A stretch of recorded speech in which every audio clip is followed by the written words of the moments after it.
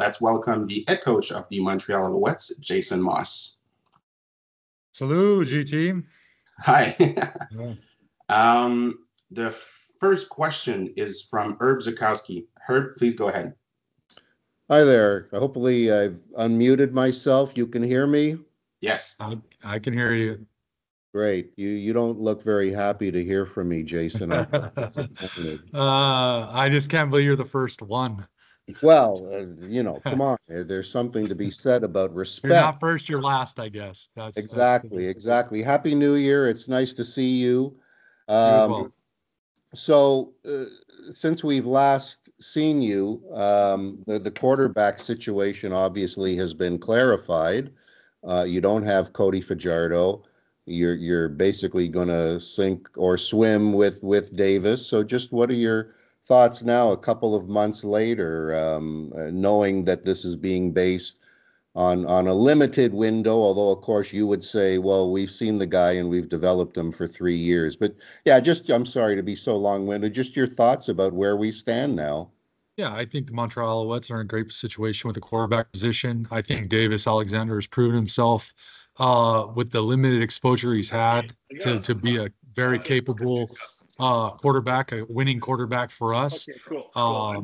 We've watched the standard that Cody played with and prepared with, that Davis has followed right along suit with that.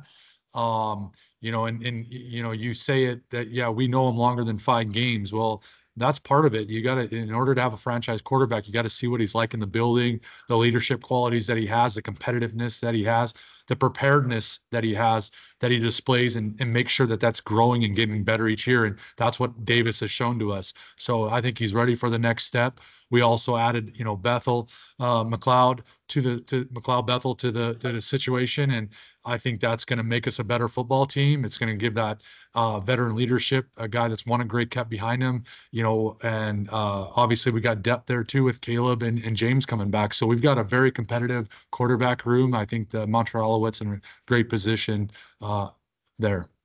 Would you not feel better knowing that you had the 1-2 tandem of Alexander and Fajardo? Of course, Bethel Thompson, as of today, is still unsigned, and he's 4 years older than Fajardo. Yeah, I mean, I think when you look at the situation, obviously not having Cody in the room and being with Cody as long as I have, I mean, he's the most familiar with our system. He's played the most. He's won a Grey Cup with us, but that obviously wasn't in the card. So I don't think there's any looking back.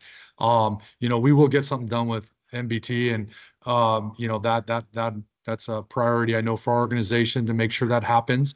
And when it does, I mean, I know we're going to be in great hands. So, you look at age for a quarterback. When I watched him play last year, yeah, he ain't slowing down. He's not considered a running guy, but he can actually move his feet very well, much like I would say like a Tom Brady late in his career. A guy that knows the pocket very well, still has the arm strength and makes good decisions and things like that. So I know even though he's a little bit older, he's still very capable of winning games for you. And, in the meantime, we've got a guy that can help mentor, Davis and be there for support, when that's needed, and then be able to step in when that's needed as well. So again, I love our quarterback room. I love all 4 of the guys that we're bringing in and have. And I know we're going to, that position, which is always a strength, needs to be a strength of your football team. I know that's what it is for us. Great. Thank you again. No problem. Thank you, Herb. La prochaine question, the next question, is from Éric Leblanc, the RDS. Éric, s'il te plaît. Hello, Coach. Nice to see you. Thanks for doing this today. No problem. Just talking about Davis taking the number 1 position, how different is it for you as a coach to prepare your team without a veteran quarterback as a starter? It's because Davis has been in our system as long as he has. There's going to be no difference. I mean, I know he's only a 5-game starter or 4-game starter, whatever it is. He's played limited exposure to games. The fact that he's been around our system for 2 years, he knows what it's like to prepare. When we have our starter prepare for a week, he does every single read in the build in our quarterback room. He's the one that controls the receiver quarterback meetings. He goes out, takes every rep at practice. Well, Davis has a lot of experience of doing that. And he's also watched one of the best guys I've been around prepare to play. and that's Cody. And so I know he's going to be, as much as people are looking at the inexperience, I don't look at it as the inexperience. We're going to start from the ground running with our offense. Our offense is going to hit hyper speed with Davis because there's no learning curve to our offense. It's just applying it in game situations that he needs to do more of. But there's not one concept that we're going to run in camp that Davis hasn't ran in either in a high pressure situation in practice. We try to make all of our practices game-like as possible. Preseason game, regular season game. I can't envision a concept we're starting with in training camp that he hasn't ran. So there is going to be no point where we're worried about the limited experience Davis has. We're actually going the opposite direction, saying, hey, we know what you can do, and we're going to try to have the guys surround him, which just about everybody on our offense is coming back. So, we've got quite a few veteran guys or guys experienced in our offense with Davis playing that are familiar with him. And I just think that's a huge positive for us offensively. And just one more for me during the off season. I was curious to know, what have you been doing to get better as a coach? I'm pretty sure you were not, hugging your trophy for days. What have you done this off season?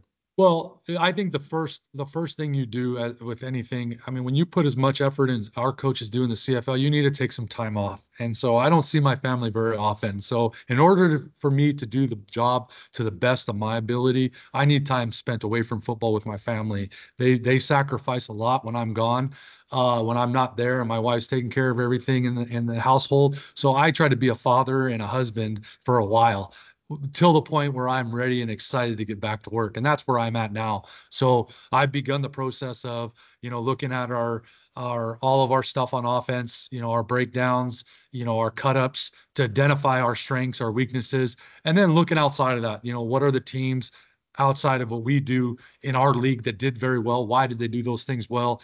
Teams down south with different concepts that have been very good, great offenses in the leagues down there, trying to identify some of those concepts that we can carry over to CFL. And then obviously staying connected with our team. That's a big thing to me, and calling guys more, texting guys more.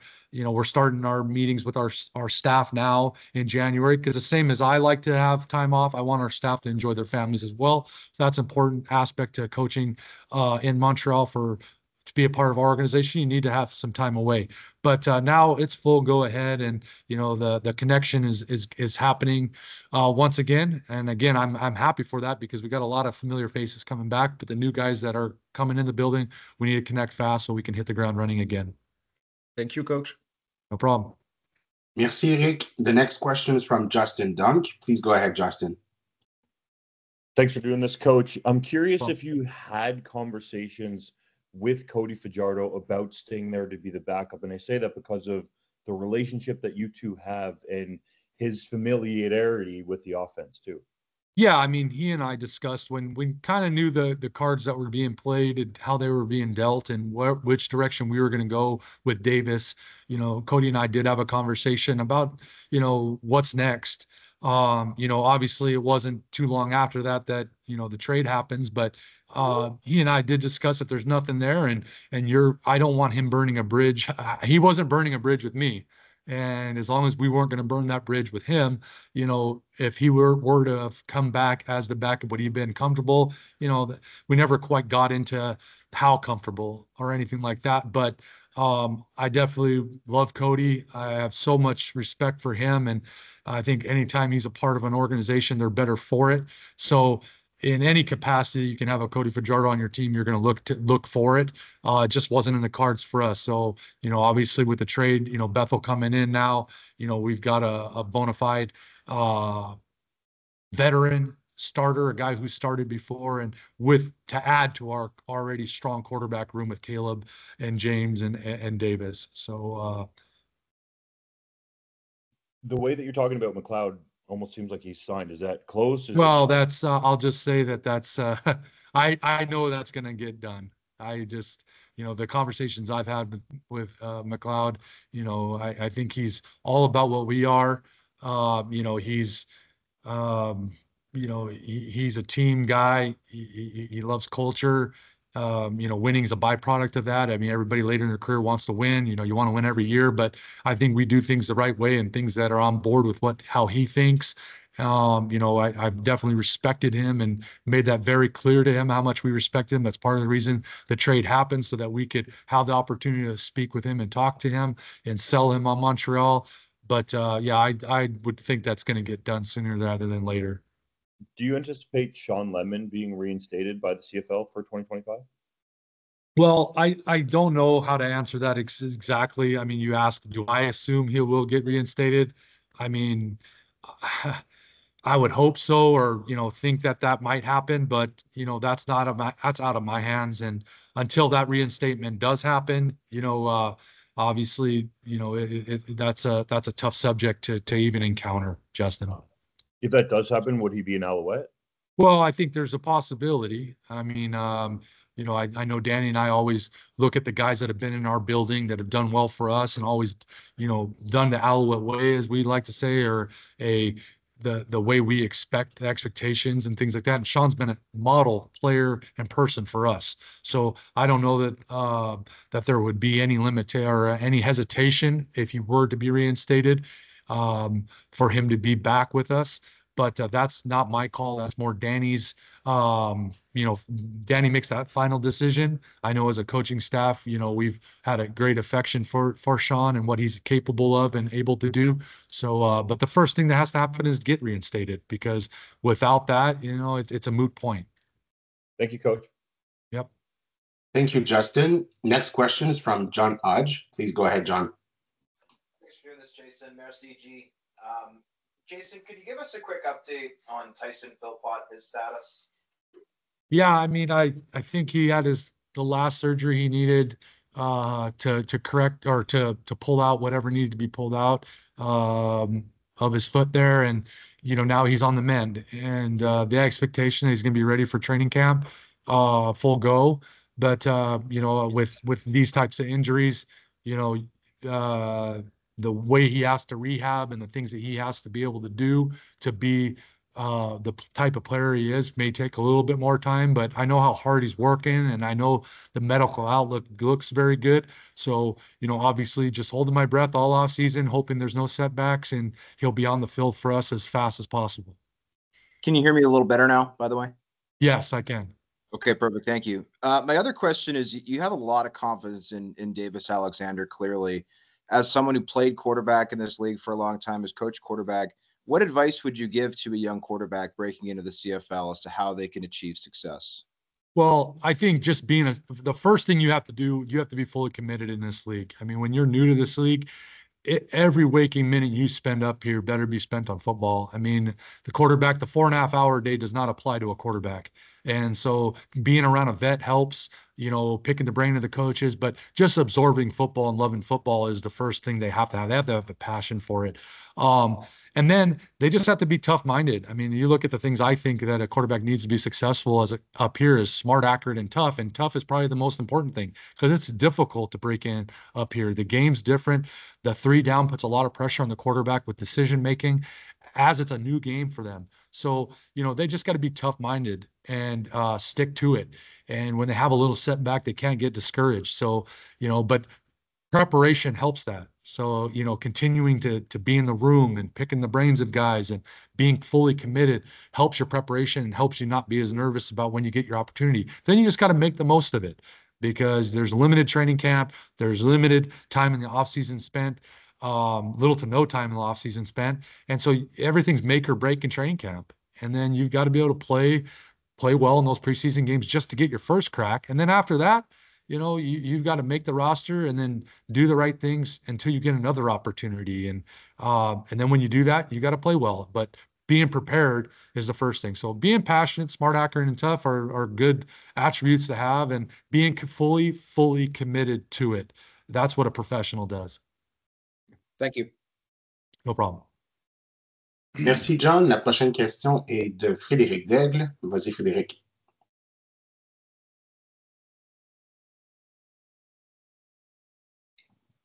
Fred, on ne t'entend pas.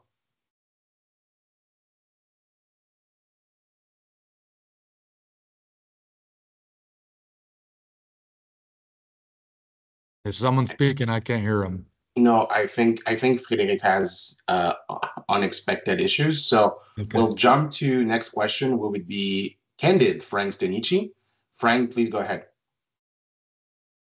I'm unmuted my mic. Jason, good to see you. I hope you had a good off season and you're ready and raring to go. Absolutely. We all love this part of the year, right? All the hopes are there for everyone. Nobody's lost yet, and the future's bright. I just want to reflect on your experience. You've had an interesting first couple of years with the Alouettes. You went from underdog to champion to now this year's the team that you want to bring to reclaim that championship. Speak to that experience. Yeah, I mean, it's been quite the ride, to be honest with you, to being hired, to kind of losing an ownership group to the league, and then getting bought, and new president. The familiarity with Danny was very helpful in that, and then taking a team, like you said, that had just honestly was a play away from going to a Grey Cup when I got there, to being picked ninth, because of all the trials and tribulations of the offseason, and nobody wanted to re-sign back, and the chip on the shoulders that everybody that we did sign have because of it, to figuring it out after a 6-7 start and finish the season the way we did in 23, to what I was proud when I got the coach of the year. I was very proud of that, because that was, to me, a reflection of what the year was for us. To start from the moment the Grey Cup ended, and to keep that ride going throughout an off season, to go through all of a training camp and fight like hell through a season and come out on top in the regular season, which is what we did. That takes a lot of work from a lot of people. That's an organization award. And I love our organization because we're all connected and we all understand the importance of each other and how important it is for each one to do the job asked of them, but to do it with the thought of the next person, the person next to them, not themselves. So we have an organization that's built on that, and that's what I've been so proud of and so excited about getting back to, that connection I talked about earlier, connecting with the new guys on our team, the new people that are going to be around us, to keep this going, because it isn't now a new challenge. We have a lot of familiar faces that just felt the last loss stung really hard, and now you want to go back and get it back. And but that's a day at a time task. That is not look ahead and hope. That's a work every single day to get it back. And I think that's what we're built on. We're built on hard work and that kind of work ethic and that togetherness. So I think our guys are excited about that. I'm excited about it. And you're right. No one's lost yet. The schedule's just going to come out. So we're going to get our direction here shortly and how we're going to do this. But I think we're all excited about getting ready to reclaim. Good luck on the season. Thank you for doing this. Yep. Thank you, Frank. So we now have 4 questions lined up. Those are going to be the last 4 questions. We're going to try again with Frédéric de la Presse Canadienne. Frédéric?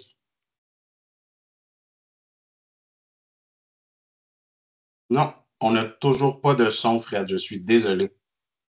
On va continuer avec Félix Galli. Vas-y, Félix. Hi, Coach. Hey. I want to talk about the kicker situation. So Jose Maltas had a really good year last year, and it was extended right after the season. Last week, I think some people were surprised when it was announced that Cote's contract was also extended. Can you tell me why the organization decided to bring both players back for 2025?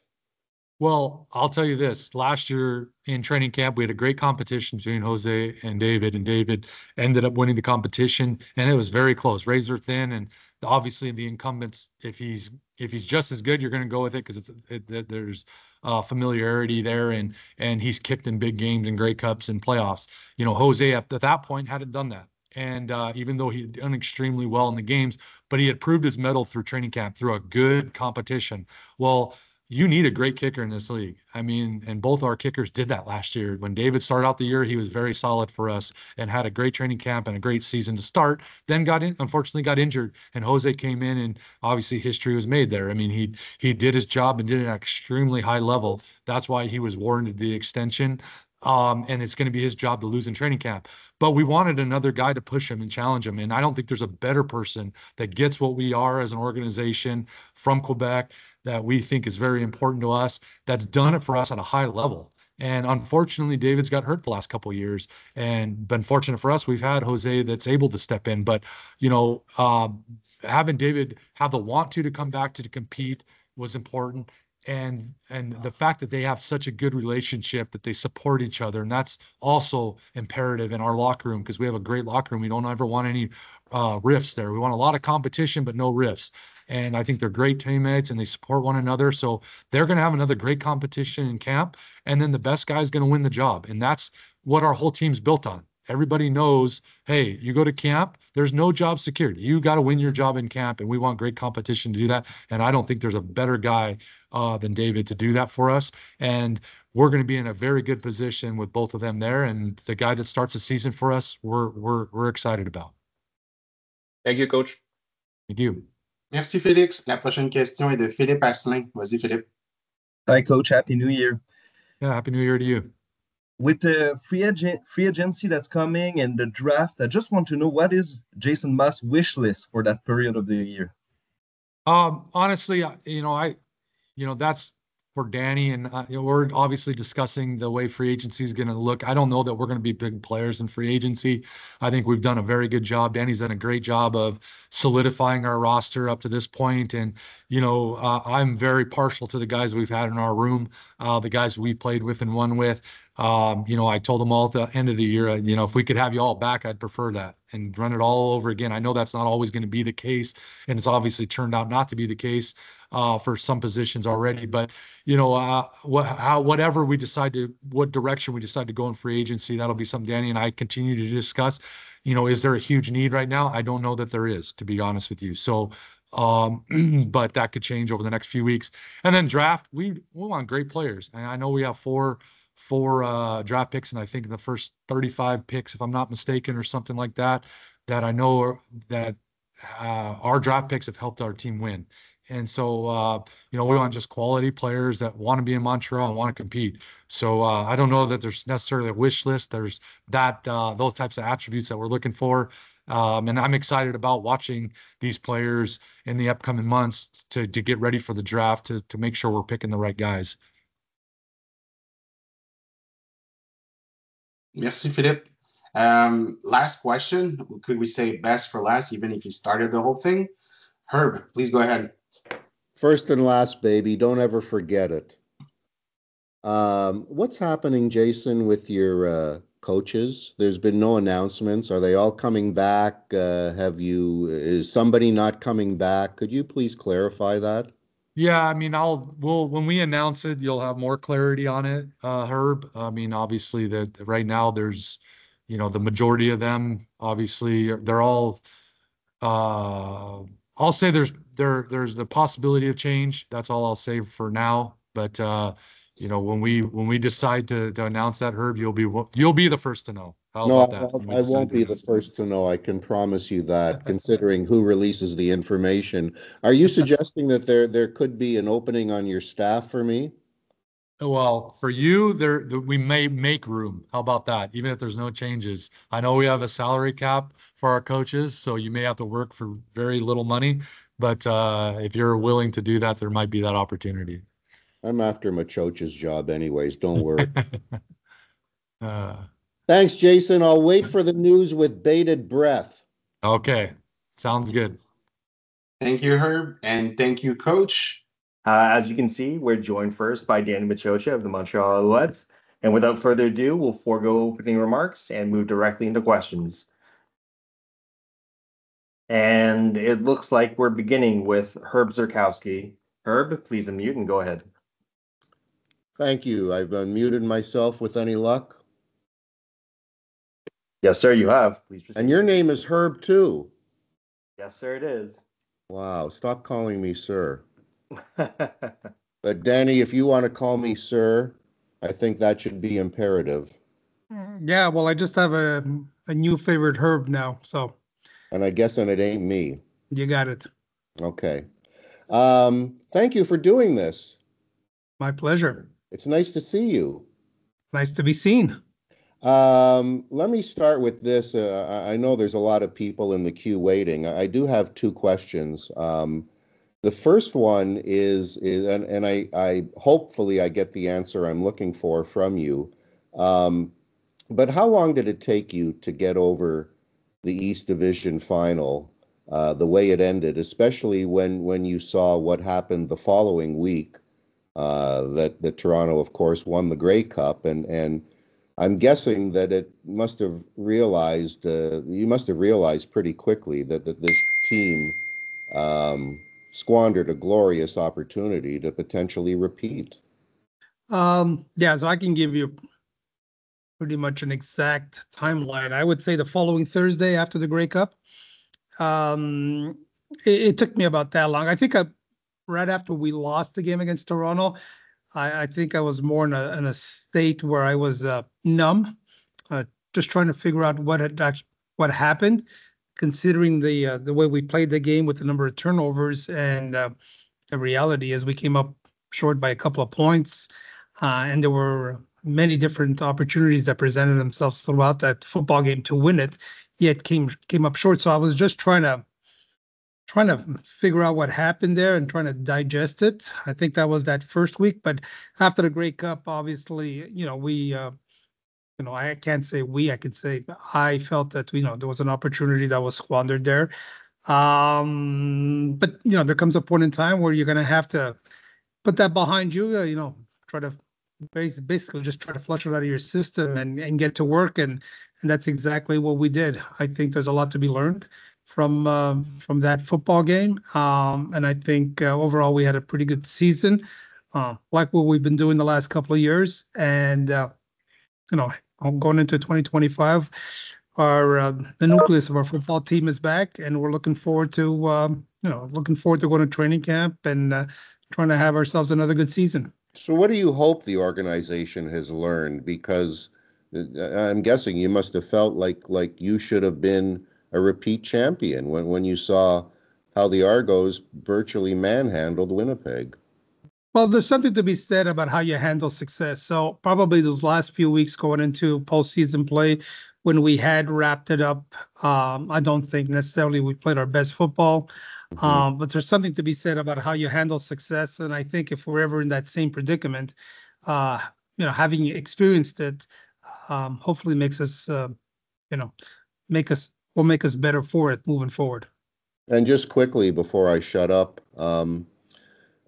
Jason, of course, was on with us yesterday, and we were grilling him about the quarterback situation. How do you feel this is a better quarterback room now with Davis Alexander and Bethel Thompson than it was with Cody Fajardo and Davis Alexander? Like, how do you feel you're potentially stronger at that position? Well, I mean, the proof will be in the pudding. We'll see here what the 25 season has in store for us. But, Davis Alexander has been in the program for 3 years. Last year, he played 5 games, started 4, played in the second half of the Saskatchewan game, came in and won all 5 games. Like I said, he's been in the program for 3 years. He's 26, or he just maybe turned 27. He's always been in my eyes, the future, the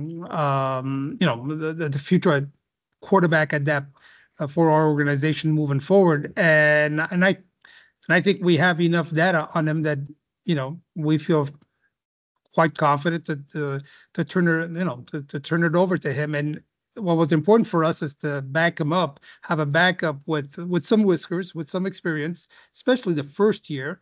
And, we've got a guy that at the end of the day, I think he was number 2 in the CFL in touchdowns thrown. I think he had like 24 touchdowns. I think he had 11 interceptions.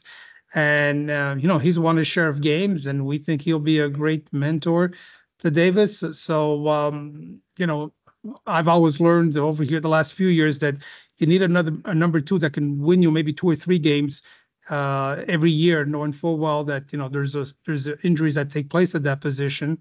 And I don't know about there being too many better number 2s. And the reality is we got a 1A and a 1B. So we like what we have, as far as the roster is concerned at that position. And, I think it's a position of strength, and there's no shortage of depth there.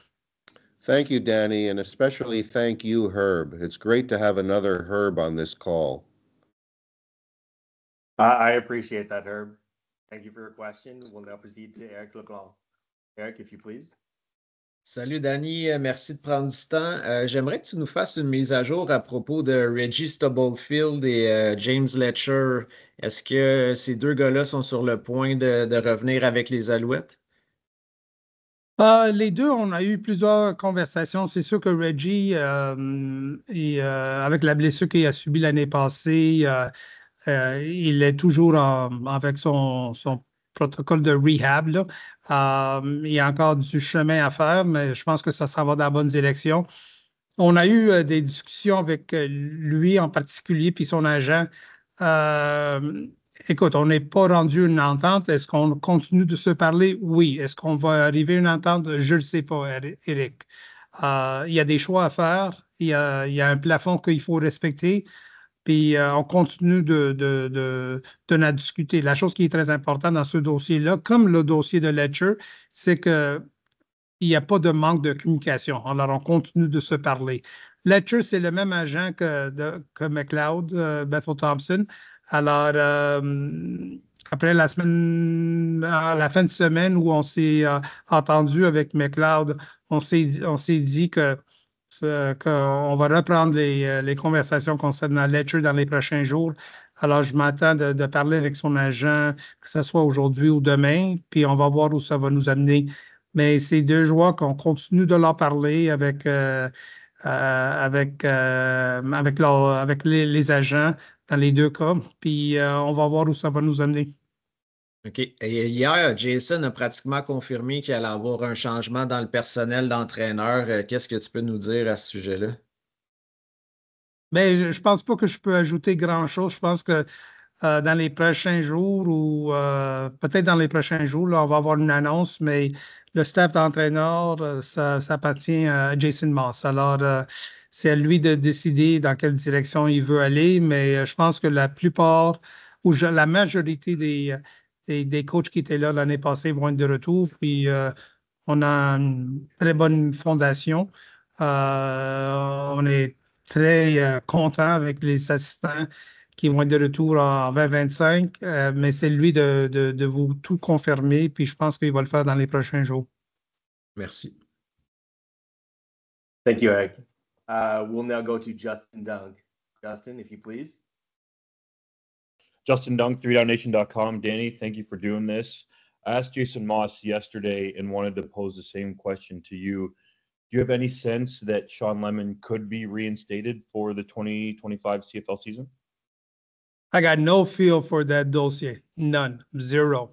As I sit here, I know that, even the CFL, they're transitioning from, I think, from one commissioner possibly to another. When will that take place? I don't know.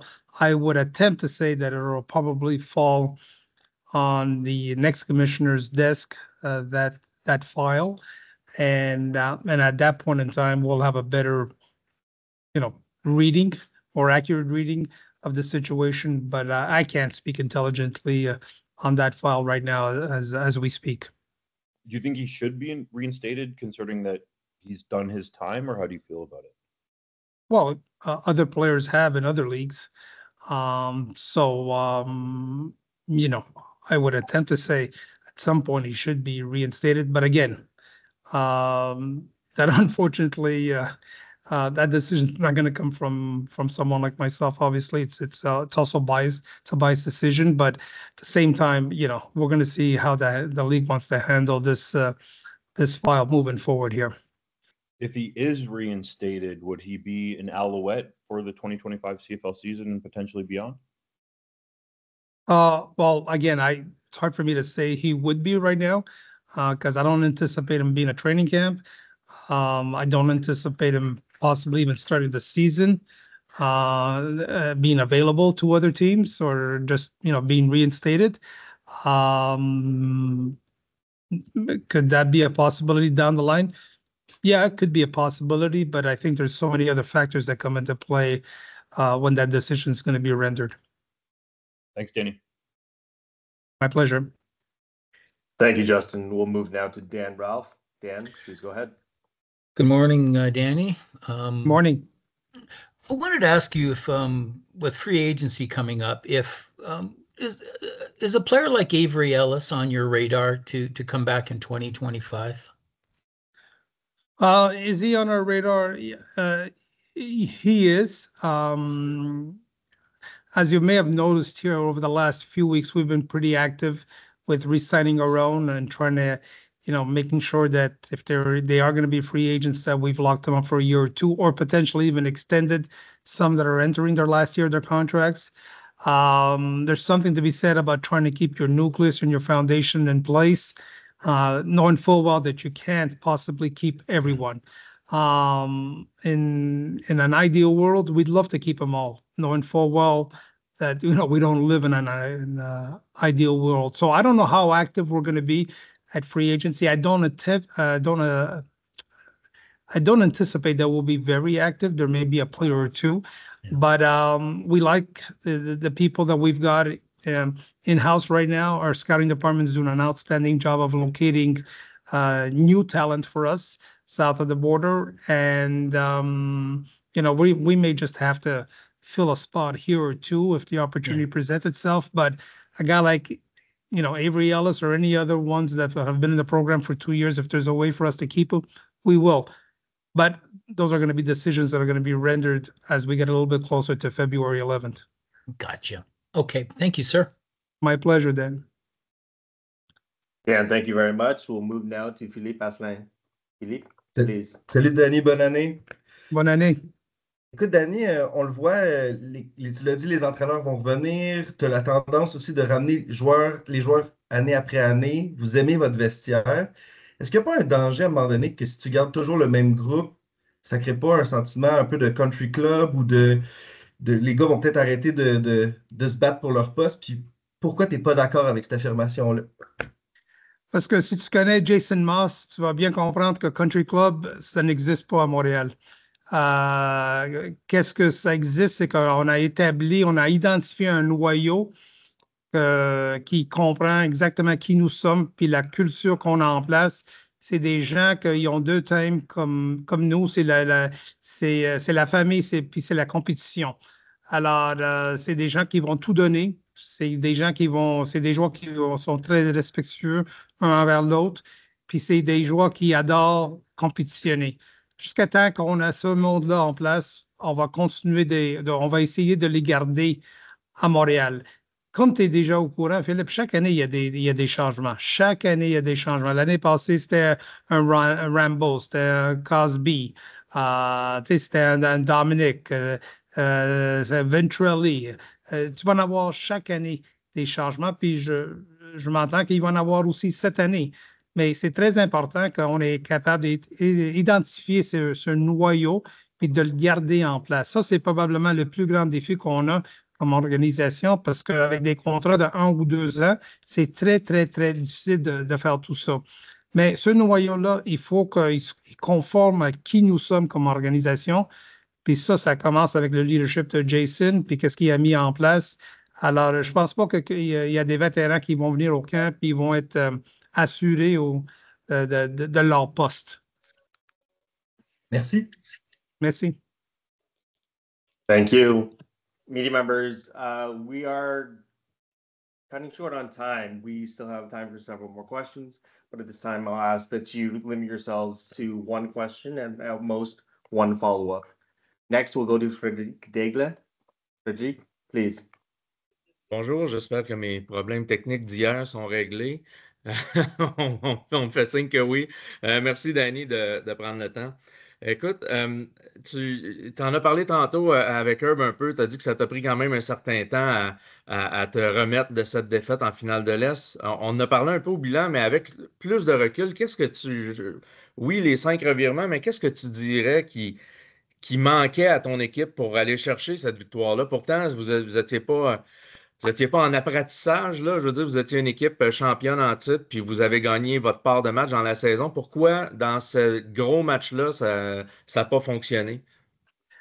Fred, ça démontre jusqu'à quel point que, le football, c'est pas un sport quand tu rentres dans les séries éliminatoires, que c'est une série de de 7 ou de 5 ou de 3. Je dis souvent qu'il faut être la meilleure équipe pendant 3 heures cette journée-là. Tu n'as même pas besoin d'être la meilleure équipe pendant la journée longue. Puis pendant ces 3 heures-là, on n'était pas la meilleure équipe. On a choisi le pire moment de jouer probablement notre pire match. Puis avec tout ce qu'on a subi, on a démontré assez de caractère qu'il ne manquait pas grand-chose à la fin d'aller chercher une victoire. Mais ça démontre jusqu'à quel point que quand tu embarques sur le terrain, pendant 3 heures de temps, il faut que tu performes à un certain niveau, de jouer à ton niveau. Puis malheureusement, on ne l'a pas fait. Puis c'est probablement ça que je pense que tout le monde a appris avec cette défaite.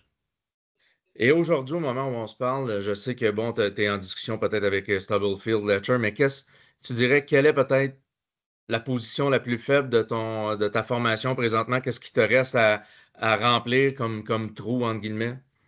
Je travaille sur la ligne défensive un petit peu.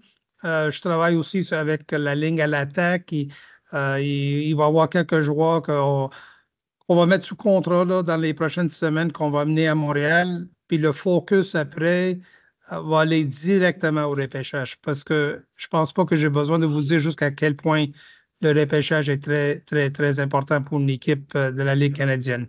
Alors, le noyau est déjà en place. Il faut ajouter un petit peu de profondeur ailleurs. Mais puis il va y avoir un shift et on va être concentré sur le repêchage qui s'en vient.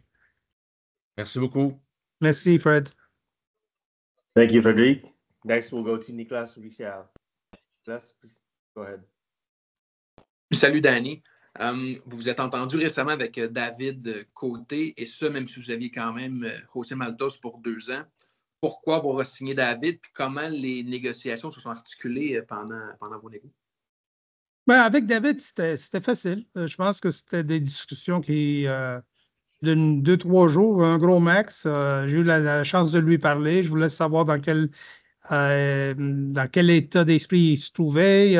Il allait bien, sa vie familiale va bien, il y a un petit chez eux, physiquement, il allait bien, mentalement, il se voyait toujours. Il voulait avoir une opportunité de compétitionner pour un poste, puis les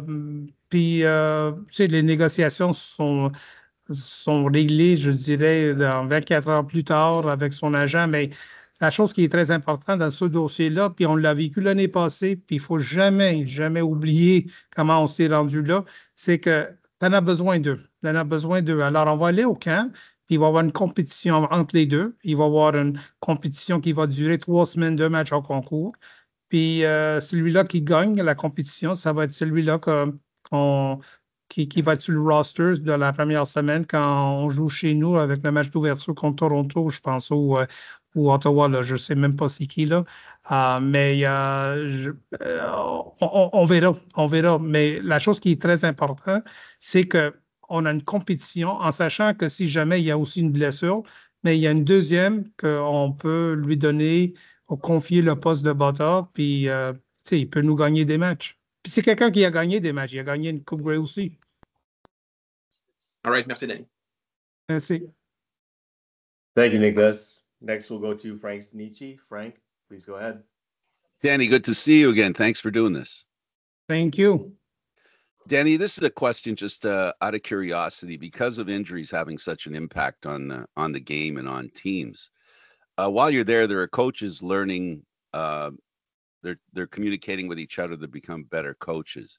As a general manager, as a team, is there a plan by the CFL? Are you working with the CFL? The GM's working with the CFL on figuring out how to mitigate injuries? And if they are, what kind of stuff do you do?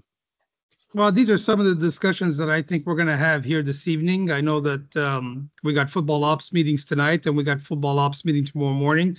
But I would say, Frank, most of these conversations are being had internally. I know that we have been spending endless amount of time with our medical staff, our doctors, our strength and conditioning coach, our nutritionalists, just to find out is there a better way of doing business? Is there a better way of going to training camp and addressing, the grind of training camp? Is there a better way of trying to figure out, how many times we need to wear those pads in training camp, or how many times we need to wear those pads during the regular season? How do we address a short week where there's some travel involved across the country?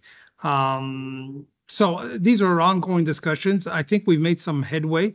There's still a lot of, work to be done in that department, because, we've had, I think last year again, for 2 consecutive years, we've had 72 players that were dressed for minimum 1 game. And that takes a hit on your cap. It's hard to manage, and it's hard to have that continuity that we all would like to have week in and week out, knowing full well that you're those 45 that you're going to dress week 1 are not going to be the same 45 they're going to dress for 18 consecutive weeks. But there's something to be said about, maybe having another 10, 12, 13, 14 players suit up at some point in time during the course of the season, and not, 20 players. So there's a lot of work to be done in that department, and I'm hoping, we're gonna reduce the gap of games missed. All right, so it's more of an issue of each team internally makes a decision on how impactful injuries are, and mediating it from that perspective. Yeah, and scheduling is an issue. I'm not going to lie to you, but we understand the challenges that we have with the schedule. 9-team league, and certain venues are only available at certain times of the year, and TV. So we're all in this together. It's not like it's only a Montreal problem, or a particular team problem. It's just a general problem that we need to get a better grasp on how to handle. Thank you. Thank you. And Happy New Year. Happy New Year to you. Thank you, Frank. We'll proceed now to JC Abbott. JC, if you'll go ahead. Hey, Danny. Wanted to ask you about Keon Julian Grant and where you guys are with conversations on him. There haven't been much conversation with Keon as we speak. I think prior to the conclusion of the year, I may have had one with his agent, and then at the exit interview, I did speak to Keon. Again, nothing has changed in that dossier as far as trying to figure out where we're going to invest these dollars that we have left. I know that we're going to be meeting here as a staff in the next few days with Coach Maas and the coaching staff back home, and we're going to try to project what our 2025 roster or composition roster is going to look like, and I'm sure that he'll be in one of the major topics of conversation. So at this stage, would you describe yourself as optimistic he'd be back, as undecided? I would say we're open. We're open to all scenarios. All right. Thank you, Danny. Thank you. Thank you, JC. We'll circle back now to Herb Zurkowski. Herb, please go ahead. Thank you. I was going to, I hate to make you repeat stuff, but yeah, I was going to ask you about free agency too, because you have done a pretty good job of re-signing guys, but there are still a few guys that jump out on your list, Letcher, Stubblefield, and of course, Julian Grant. So is there a priority in terms of signing guys? Can you say at this point that somebody definitely won't be back? And especially with Julian Grant, since he is a productive Canadian receiver, do you get the sense that he wants to test the market? Well, he hasn't told me that he wants to test the market. As far as priority, again, we'd like to have them all back if we can make it fit. If we can't make it fit, then you got an envelope with so much money in it, and you're going to have to distribute it accordingly based on priority, based on needs, based on even on production, and then the ones that you can't bring back because you just can't make it fit, because there's a monetary aspect associated and attached to it. Then how are we going to replace them? So these are some of the discussions that are going to take place here over the next few days. But those are all quality football players that if they're not playing in Montreal, they'll be playing elsewhere in the CFL. Okay, thanks. Okay. Thank you, Herb. We'll conclude now with John Hodge. John, please go ahead.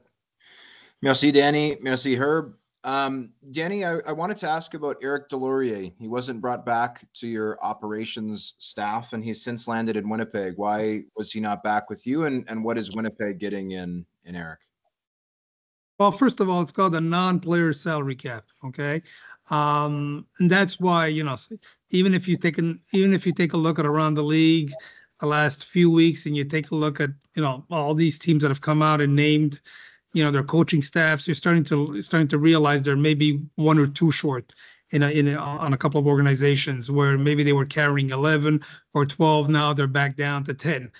Just because of the non-player salary cap. So the non-player salary cap is, doesn't get increased by 10, 15, 20 points every single year, unfortunately. So it's hard to retain all these people. It's no different than the players cap. You have an envelope of money, and you got to learn, and you got to figure out how you're going to distribute it, knowing full well that there's going to be others that are going to be free. And that's what happened in Eric's case. I will say that I made it a priority to get on the phone and reach out to other general managers and made sure that everybody understood that Eric is a bona fide CFL scout that's got an extensive background, not only as a player but in the scouting department, and there's value add regarding whomever may that would entertain hiring him. I saw Eric a couple of days ago at the Hula Bowl. I know he's excited about being with Winnipeg, with a winning organization, and there's no doubt in my mind that he'll do an outstanding job for them. But that's the reality that we live in here with this non-player salary cap. So, and from my understanding is we're not the only organization that has these challenges. Thank you, Danny. Thank you.